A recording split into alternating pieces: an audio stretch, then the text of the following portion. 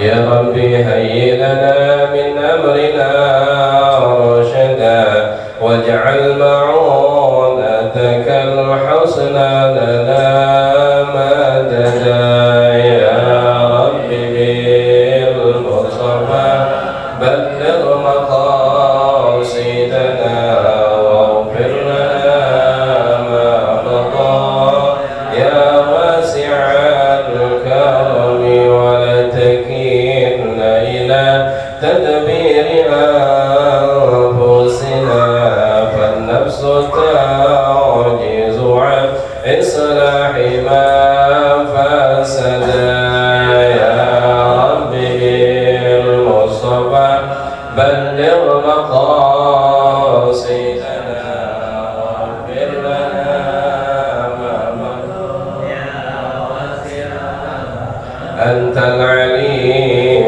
وقد وجهت يا عملي إلى رجائك وجها سائلا ويدا يا رب بالمصطفى بلغ مقاصدنا واغفر لنا ما مضى يا واسع الكرم.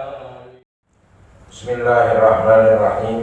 Alhamdulillahirabbil alamin wa bihi nasta'in ala umuri dunya waddin.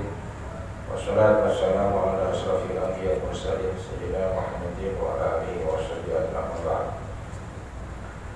Bisanadil muttasil ila imamil mu'allif rahimahullah ta'ala wa nafa'ana bihi wa ta'alumihi wa bikum fi darayatil qala wa tarku ta'awudin wa suratin wa takbir intiqalin. Itu batas bacaan kita kemarin. Para jamaah bapak-bapak ibu yang dirahmati dan diberkahi Allah Subhanahu wa taala, khususnya sama-sama kami warga Muslim dari Mirullah Salatul tanpa kita berbuat jenengan pada kata para medis ibu sekalian.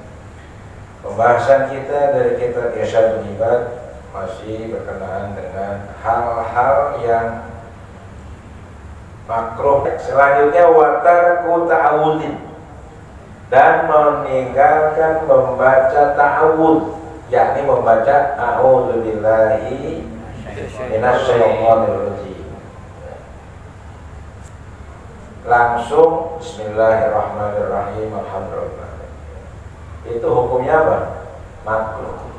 Berarti sebaiknya sebelum membaca Fatihah kita apa dulu? Ta'awud. Ta'awud itu apa? Membaca kalimat a'udzubillahi minasyaitonir rajim. Itu namanya bacaan ta'awud. Tapi bacanya jangan keras ya. Sir bacanya a'udzubillahi minasyaitonir rajim. Baru bismillahirrahmanirrahim dan seterusnya ya. Lalu kita tinggalkan ta'awud. Nah itu makruh. Wasuratin, dan meninggalkan membaca apa? Surah dalam 2 rakaat pertama ya. Setelah Fatihah kan sunahnya baca apa? Surah tadi nih, salat Isya. Rakaat pertama bismillahirrahmanirrahim sampai waladhdallin. Nah, kemudian langsung ruku, Allahu Akbar, enggak baca apa? Nah, itu hukumnya apa? Makruh. Meninggalkan membaca surah ya, pada rakaat pertama atau rakaat membaca surah itu hukumnya sunnah atau wajib? Membaca surah itu hukumnya sunnah atau wajib? Sunnah. Ya. Jadi kalau ditinggalkan jatuh hukumnya berubah jadi apa? Makruh. Kalau yang wajib ditinggalkan jadi apa? Batal. Wa qalli tasbihi ruku'in wa sujudin, dan meninggalkan minimal bacaan tasbih ruku dan sujud. Waktu kita ruku, yang rukun apanya tuh? Rukunya. Bacaannya hukumnya sunnah. Minimal berapa? Minimal 1 kali, maksimal 11 kali. Nah, sedangnya berapa? 3 kali. Lah dia nggak baca sekali-kali aja, ruku aja gitu, menang baik, orang mau copopo, nggak baca apa-apa. Kan mestinya baca apa? Subhana rabbiyal azim, subhana rabbiyal azim, wa bihamdi subhana rabbiyal azim.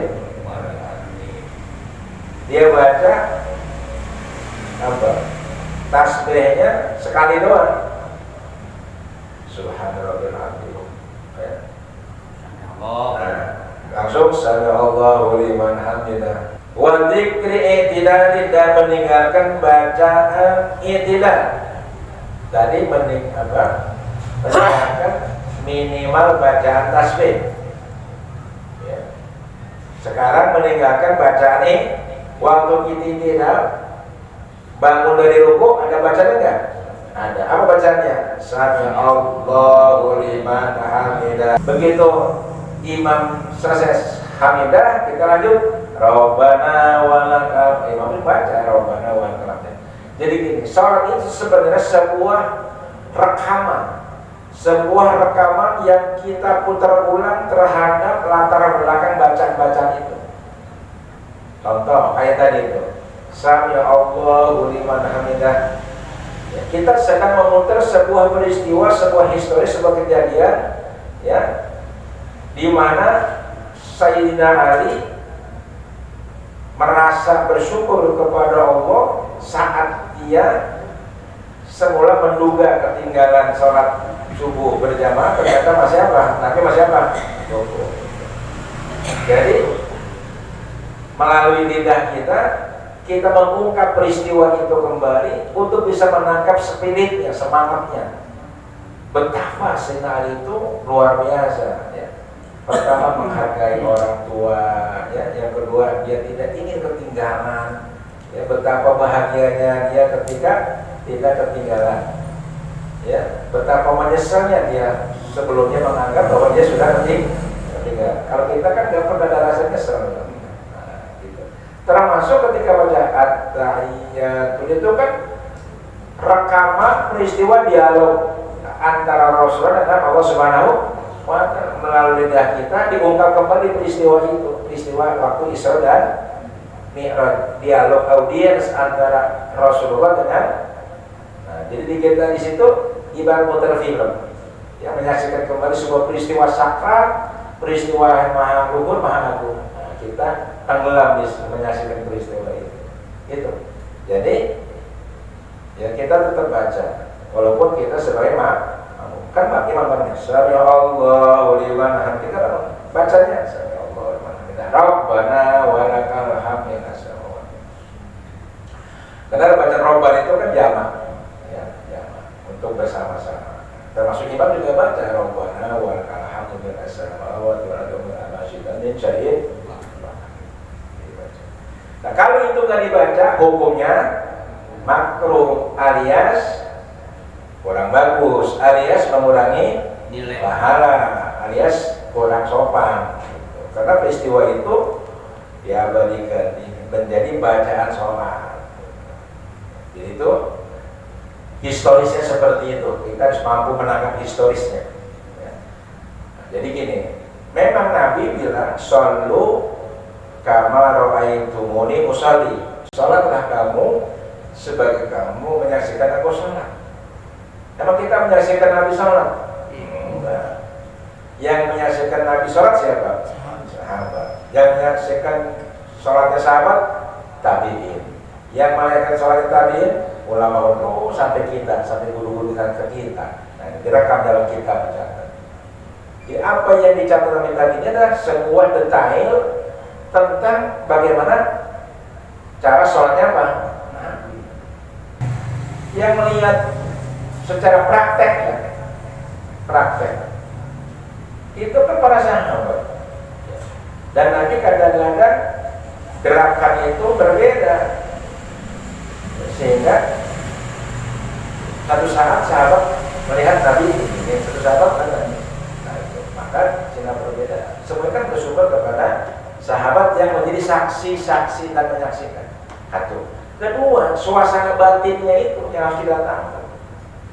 Gerakannya sih oke lah, nanti berdiri sudut gitu ya, bisa kita tiru berdasarkan tadi silsilah, berdasarkan apa namanya urut-urutan ya, dari sahabat tadi terus kita bisa tiru. Tapi suasana batinnya waktu Nabi Allahu Akbar, kira-kira yang ada di pikiran Nabi apa? Kira-kira yang ada dalam hati Nabi apa? Itu yang didatangkan. Bukan hanya dohirnya saja, gerakannya saja. Kalau gerakannya kan kita robot bisa kita setiap. Tapi ruhnya, ruh sholatnya, spin sholatnya, pesan sholatnya sampai nggak sama kita? Hakikat sholatnya sampai nggak? Enggak. Yang sampai syariatnya doang. Nah itulah perlunya kita mempelajari hakikat sholat melalui ilmu torekot. Torekot itu untuk kita mendapatkan apa sih sesungguhnya pesan yang paling dalam dari sholat itu apa? Suasana batinnya seperti apa? Suasana hatinya seperti apa? Gitu kan, as-sholatu mi'rajul mu'min. Audiennya orang beriman itu adalah sholat. Nah, sudahkah kita merasa berhadapan, merasa omong-omongan waktu kita sholat? Kan kalau kita baca Fatihah itu sering omong-omongan kalimatnya. Nah, kita rasakan apa enggak itu? Sama juga gini aja. Ada orang baca teks proklamasi atau baca nyanyikan Indonesia Raya.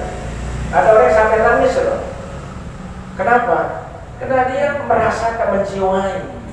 Ya. Iya. Saya itu kalau ya walaupun jarang-jarangnya itu kalau giliran lagu Indonesia Raya merinding, kadang-kadang nangis. Nanti saya kemarin ketika bangunlah jiwanya, itu luar biasa kalimat-kalimatnya itu. Ya. Karena itu hasil perenungan, hasil sebuah ilham dari Allah, sehingga si pengarang lagu itu menuliskan ya, menjadi sebuah lagu kebangsaan dari sebuah negara besar. Itu kan gampang ya, dan kita ini harus mampu menangkap pesan dari lagu itu ya. Kalau dalam ilmu apa namanya nyanyi itu namanya apa sih? Penjiwaannya. Ya susah kan penjiwaan, bukan hanya penjiwaan. Nah, dalam sholat pun begitu. Bukan sholat gerakannya. Is oke gerakannya harus bagus, tapi juga penjiwaannya.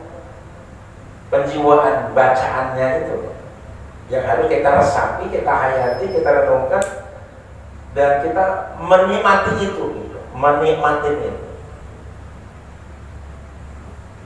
Sehingga terasa indah, terasa nyaman, terasa bahagia, terasa nikmat. Manusia itu kan ada raga, ya, ada jiwa, ada rasa, ada karsa, ada sabda. Nah, rasa itu kita harus bisa merasakan kehadiran Allah. Namanya itu yang disebut khusyuk atau khudu, istihdor. Paksakan diri kita, minimal banget kita merasa kita sedang dipantau, dilihat, dimonitor, diperhatikan oleh, minimal banget anggap aja kayak ada guru kita di belakang, kayak ada ulama, siapa yang kita paling hargai dan hormati belakang kita, kan jadi minimal itu. Nanti lama-lama hilangkan guru, yang kita hadirkan adalah Allah yang maha dan yang maha, yang lesakan sendiri saya boleh. Dekat kepada Allah itu bukan dengan fisik dan rasa. Nah, itu dilatih rasa itu, rasa. Jadi harus kita libatkan rasa itu hati, hati itu jiwa, jiwa itu roh.